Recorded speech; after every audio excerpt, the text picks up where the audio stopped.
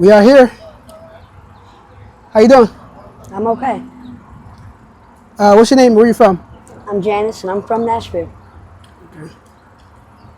How old are you, Janice? 48. Okay. I'm an Aquarius born.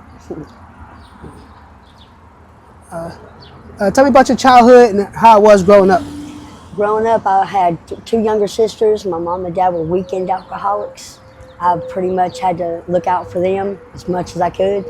And Monday through Friday, I mean, they're pretty good. I mean, they would go to work. My mom would watch the kids, and it was okay. I had a good childhood. Okay. Do you have siblings or family you still talk to?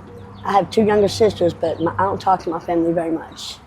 I do things that I don't want them to actually know about, and so I just don't call. Okay. It's become a way of life now. Okay. You are homeless, correct? Yes. How did you become homeless? Became illegally evicted. I was in a place with my two of my kids, and I trusted my son's girlfriend to pay with money orders, and she didn't pay the rent like she was supposed to, so the sheriff came and just put us out, and I didn't know anything about it. She took the notices off the door. Wow. I'm sorry that happened. Thank you. How long have you been homeless? Going on almost 8 years. Wow. So I'm pretty sure in that time you saw a lot of things. I've seen a lot of things. Okay. I've moved around. I've been staying in around JC area. I've been to Harding Place. I've been to Brick Church Pike, and out here, and Men's Mission. I've been everywhere. Okay. I'm sorry. I want to back up a little bit. Was it anything that you wanted to be growing up? Not really. Just I didn't like school, so Yeah. wasn't gonna be president or nothing. So Yeah. I had my first child at 16, had twins at 17, and Wow. had my last daughter at 20. Had Yeah. my last baby at 40. I got 5. Yeah.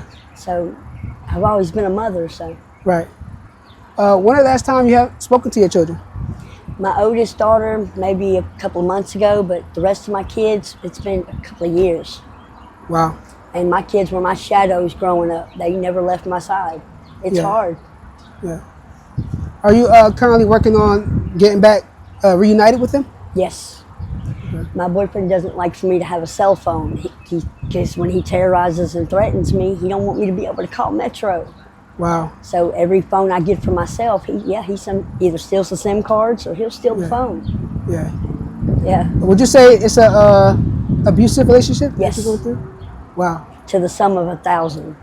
Wow. Meaning I've been punched in the head, I've been kicked in my side, I've been, let's say, given needle injections in my sleep.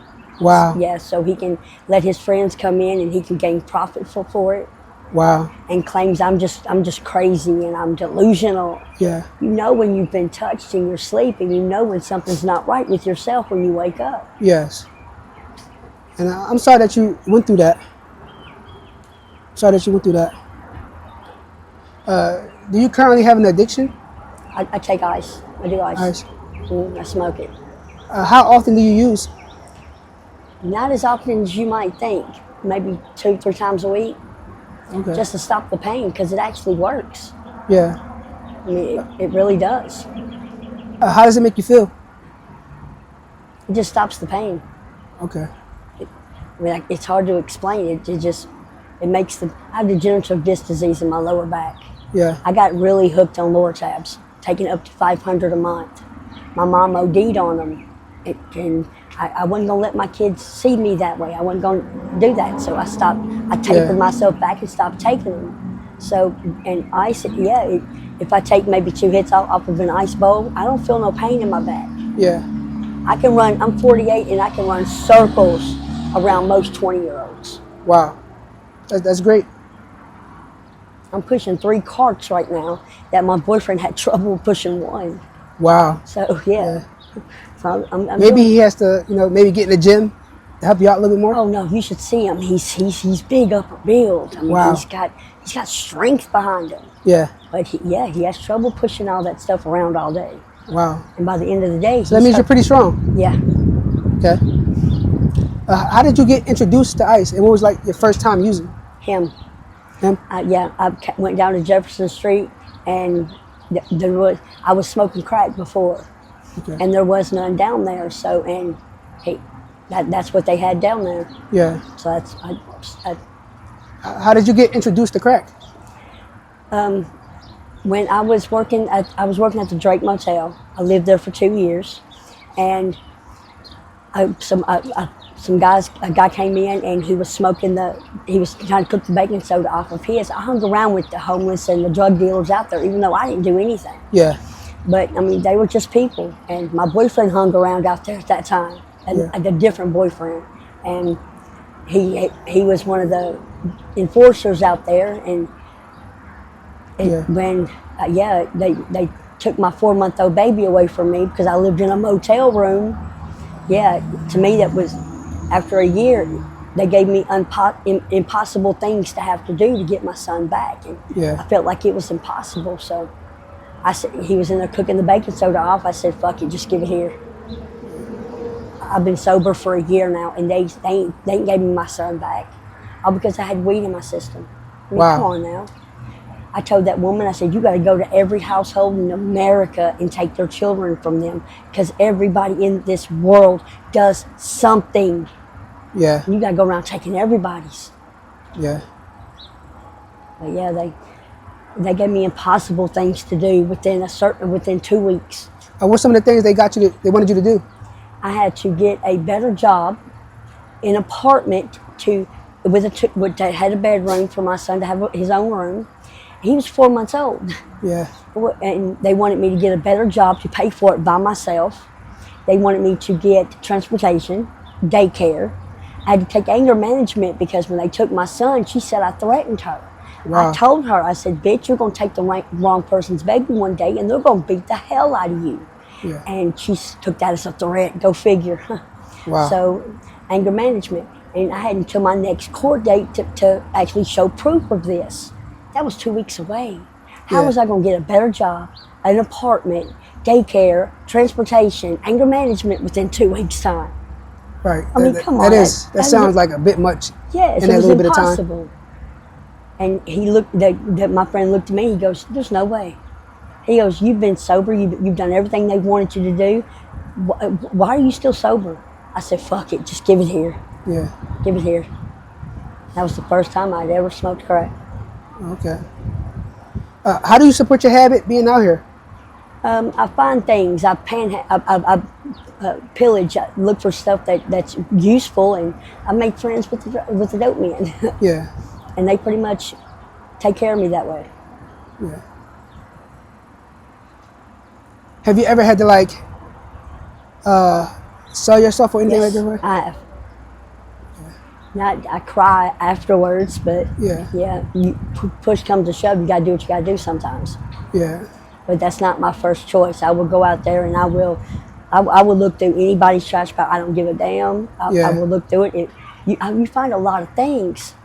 I mean, phone chargers, power packs. You find all kinds of stuff just people throw away. Yeah. Would you say drugs affected your life? Yes. Well, I say being out here, period, affects your life. Okay. I've seen girls that are hard out there doing fentanyl and H, and I mean they get beat up, they get punched in the head, they get pistol whipped. I've seen girls getting raped. I've seen so many things. It's not even funny. Being out here is not the place to be. For any kid looking to run away, any teenager starting drugs, looking to run away from home, don't. Because being out here, it's, oh my God, it's the hardest, most experience I've ever dealt with. Okay. Well, we can get to it.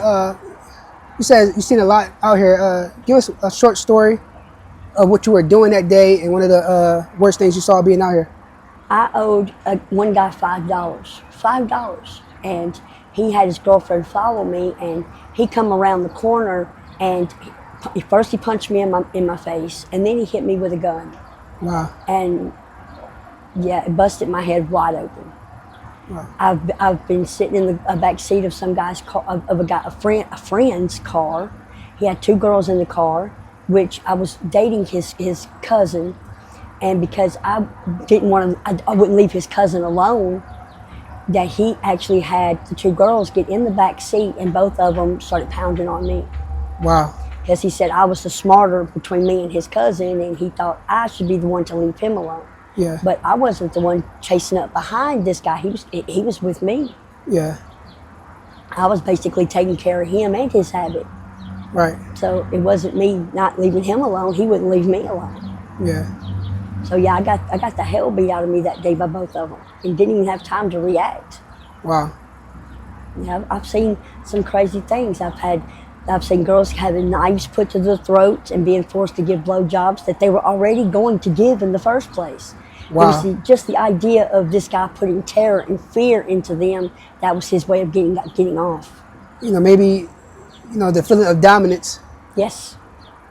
Yes. Putting fear and death into somebody, making somebody believe I'm going to kill you. That turned him on. Wow. Having her scream and cry and beg for her life. That's sad.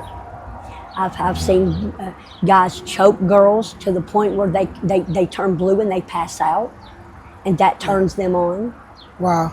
I seen a guy get off by a girl taking her dirty shoe and rubbing it on the crotch of his pants. Wow. Yeah, and I got paid $60 for that. Didn't even touch the man with no clothes on. Wow. Yeah. Did you ever try to intervene and help one of these women? Yeah, I have, and it almost got turned back on me. Right. So you learn to a point where you either walk away or you get your ass whipped too. Yeah. Because when they're in the full blown stages like that, you can't step in because they will turn on you, and it will get 10 times worse. I'm just a girl. Yeah. And if the guys ain't helping, what can I do? Right. Come up behind them and hit them with a big pole in their face, and then they're gonna come after you a couple of weeks later. Okay. So it's do or don't, live or die. Yeah. Are you currently fight or flight? Yeah. Are you currently working on getting housing? I've already got housing. I have a room out there at Roadways, so Okay. I'm just currently trying to get back home now. Okay. Trying to get up enough money to where I can just get on the bus and be able to go home. Yes. Me and my boyfriend came out here 5 days ago, and he keeps abandoning me, so I'm just getting myself together, and I'm just getting on the bus, and I'm just going to go home by myself. Yeah, you got to think about yourself, and, love yourself first. Yep. My point is, my thing is, I'm an Aquarius born. I'm one of the most humanitarians. I believe in. I think in my heart first. And yeah, that's a stupid. I'm gonna lock that girl in the corner and start thinking more with my head. Yeah. Take me through a regular day of yours. Just wake up, but hopefully I can stand up because my back would hurt so bad. Yeah. And then just find food and find what I need, and then that basically there's no routine out here.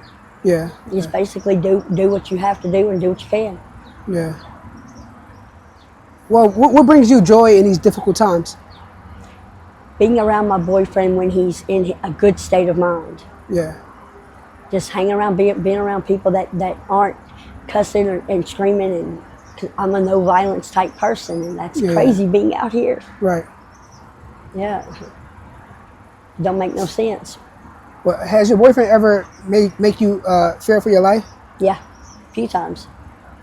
He's ripped my backpack off my arm like he was a mugger, slamming me on the ground trying to get it off my arm. He's damn near broke my fingers trying to pry something out of my hand. Yeah. He's done a lot of things. Someone asked, why haven't you just left him alone completely? I've moved. If you go down to Tent City down here, all the area, there's not one area I have not moved to and tried to hide from him. Okay. But every time I come out to go get food or clothes or whatever, he finds me, and he ends up making me take him back. Yeah. And it's hard to stay away from somebody when they know you have to get food and survive. Yeah. And they find you. Well, I hope things get better between you guys. He stop abusing you or make you fear for your life and things of that sort. What are some things you can tell people who's maybe dealing with homelessness or addiction? What's some kind words or advice you can give to those people? Go to Salvation Army, the one on Dickerson Road. They will help with anybody that is homeless, looking for housing. They help. If it wasn't for Salvation Army, Safe Haven, Riverside, the people that comes over here on Thursday night in the white van, all these people, Offer Him Ministries, they help. They keep us alive out here. They bring food, they bring clothes, they make sure we have the hygiene things that we need. The laundry people, they come, the shower up people, they make sure we have what we need out here in order to survive. If it wasn't for them, we would be dead out here. So I'm thanking God just for sending me angels like that. He sends them to help us down here. Yeah. Because if it wasn't for them, we wouldn't get by. Yeah. Any last things you would like to say to people who may know you personally, or anyone in the world that'll see this? If my kids or anybody see this, I just want I'm not trying to stay gone. I'm just lost right now, and I'm just waiting on them to find me. It's hard. Just once you've been out here for so long, it's hard finding your way back, and you feel lost. And I'm just looking to be found again, I guess. I don't know, but I do love them, and I'm thinking about them every single day. Okay. Well, I appreciate it. I wish you the best. Hopefully, very sooner than later, you can start to have a better quality of life, Thank you. But I appreciate it. Thank you.